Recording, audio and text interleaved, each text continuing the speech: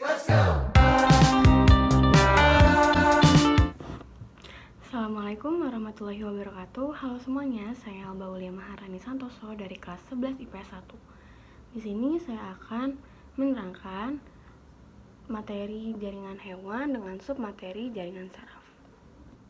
Ada beberapa materi yang saya dapat sampaikan dalam materi jaringan saraf ini. Ada pengertian jaringan saraf, sel saraf, struktur sel saraf, jenis-jenis saraf, cara bekerja saraf, dan juga kesimpulan.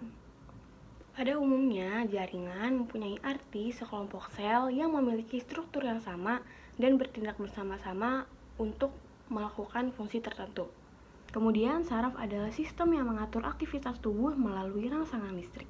Sehingga dapat disimpulkan bahwa jaringan saraf adalah satuan dari sistem koordinasi sel-sel saraf yang mengatur aktivitas tubuh melalui rangsangan listrik dari informasi tubuh dikirim saraf yang mempunyai fungsi yang sama, yaitu menerima, mengolah, dan menyampaikan rangsangan dari seluruh tubuh ke organ, sehingga peristiwa ini dapat membuat suatu anggota tubuh dapat bergerak.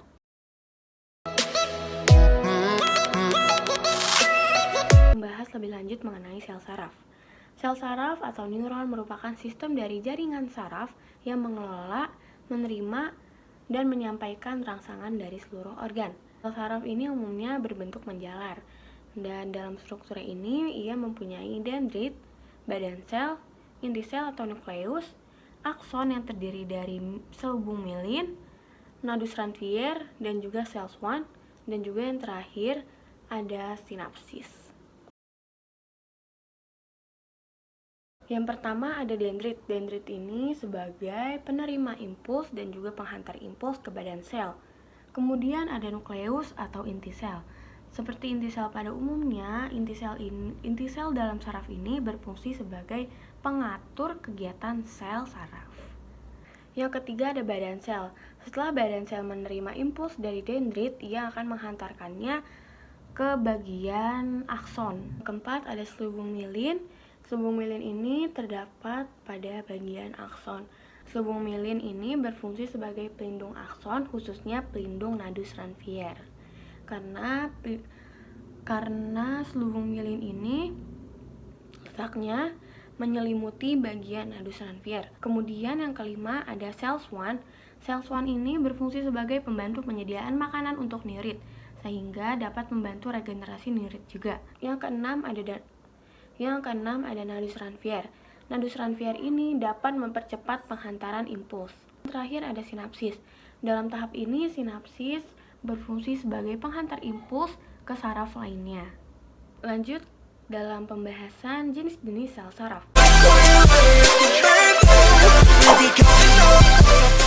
Berdasarkan fungsinya, sel saraf terbagi menjadi dua, yaitu saraf sensorik atau aferen dan juga saraf interneuron.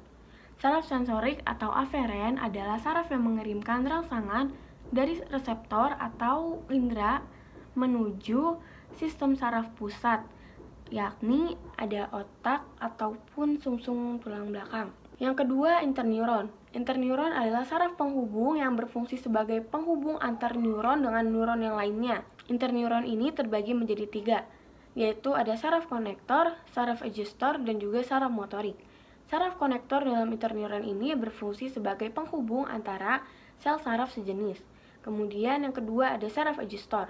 Saraf adjuster ini berfungsi sebagai penghubung saraf sensorik dengan saraf motorik. Yang ketiga ada saraf motorik. Saraf motorik dalam interneuron ini berfungsi sebagai pengirim rangsangan dari sistem saraf pusat menuju efektor organ motorik, yaitu otot maupun kelenjar. Dua jalur yang terdiri dari dendrit dan akson, dengan contoh telinga, mata, dan hidung. Kemudian saraf unipolar. Saraf unipolar ini merupakan sel saraf yang memiliki satu jalur dari badan sel yang bercabang menjadi dendrit dan akson.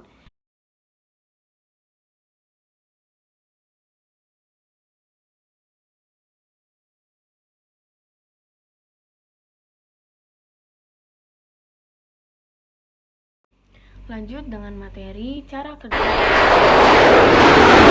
transmisi impuls. Dalam tahap transmisi impuls yang pertama, ketika tubuh mendapat rangsangan, otak kita langsung membuat sesuatu yang bernama potensial aksi dan sinyal ditangkap oleh indera sebagai reseptor dalam bentuk arus listrik. Kemudian, impuls akan bergerak melalui sel-sel saraf yang bertanggung jawab dengan reseptor. Di dalam jaringan-jaringan saraf terdapat sel-sel saraf. Seperti yang kita ketahui, di antara satu sel dengan sel yang lainnya terdapat sinaps.